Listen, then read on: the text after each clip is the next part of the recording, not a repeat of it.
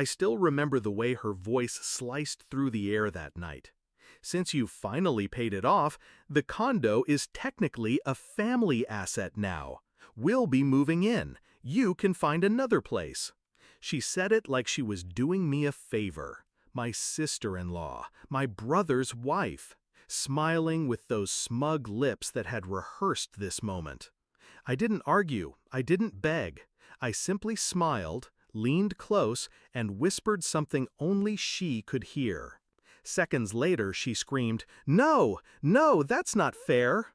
I looked her dead in the eyes. Oh, fairness wasn't your concern before, was it? It hadn't always been war. When my brother introduced her years ago, I welcomed her like blood. She was soft-spoken, charming, all warmth and politeness. My brother glowed when she laughed. I wanted to believe she'd make him happy. Back then, she played her role well. Family dinners, holidays, helping my mother in the kitchen. I trusted her. I trusted them. But betrayal doesn't arrive with thunder. It comes like water, dripping on stone, quiet, patient, relentless. It started small. The way she'd linger when I spoke about the condo. The way her eyes flicked over my keys when I set them on the table. "How much longer until you pay it off?" she asked once. Casual, too casual. At first, I brushed it off. Curiosity, maybe. But then, the patterns grew. Whenever I worked overtime, she'd ask what my backup plan was if I lost my job. When I upgraded the locks, she joked about making extra copies for family. She never mentioned my condo without attaching "we," as if she had some hidden claim. I ignored it, until the night I overheard them. Her voice, low, in the kitchen. My brother's silence heavy beside her. "She has space just sitting there. When she's done paying, we should move in. Why waste money renting?" And he, my own brother, didn't argue, didn't defend me, just nodded. That's when something inside me hardened. I didn't confront them, no screaming, no accusations. That's what they expected, a storm. Instead, I became silent, still, the way a blade looks harmless in its sheath. I started planning. Every spare hour I studied property law, ownership rights, transfer loopholes.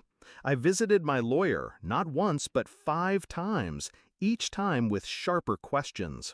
And while they assumed I was exhausted from work, I was laying the foundation of their collapse.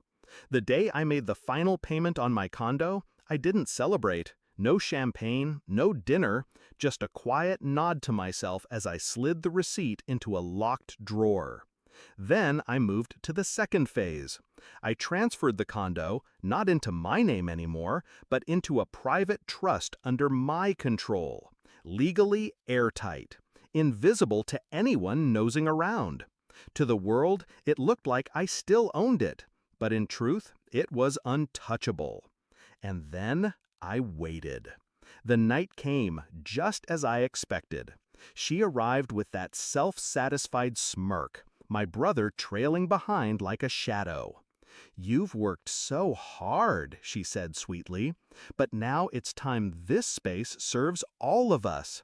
Family should share, don't you think? We'll be moving in this week. You can start packing." My brother's silence was betrayal carved in flesh. He didn't need to speak. His cowardice screamed louder than words. I didn't argue. I didn't show rage. I leaned in, calm as steel, and whispered, "It's not yours to take. It never was." She laughed, but it cracked at the edges. "What are you talking about? Of course it is. We're family. That makes it ours." I slipped the papers from my bag. The trust documents, signed, sealed, ironclad. Her eyes scanned the words. The color drained from her face. This means that means you have nothing," I cut in. "No claim, no control. Not even my brother's name exists on it. It belongs to the trust, to me alone." Her scream tore through the room. "No, that's not fair!" I tilted my head, my voice barely above a whisper. "Oh, fairness wasn't your concern before, was it?" Silence, thick, heavy. My brother stared at the floor, shame dripping off him in waves. He didn't defend her. He didn't defend me. He just stood there, small, spineless. I felt no pain then, no grief, just the sharp, clean satisfaction of watching a plan land exactly as designed. In the days after, word spread.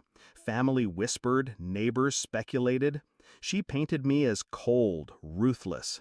Maybe I was, but no one could deny the truth. She tried to steal what wasn't hers. I didn't let her. They never moved in. In fact, weeks later, they moved out of each other. The pressure cracked them, exposed the fractures they'd hidden. I didn't celebrate. I didn't gloat. I just came home, unlocked my door, sat in the silence of my condo, and breathed. Looking back now, I realize revenge doesn't need noise. It doesn't need fists or shouting. It needs patience, precision, a calm hand guiding the knife.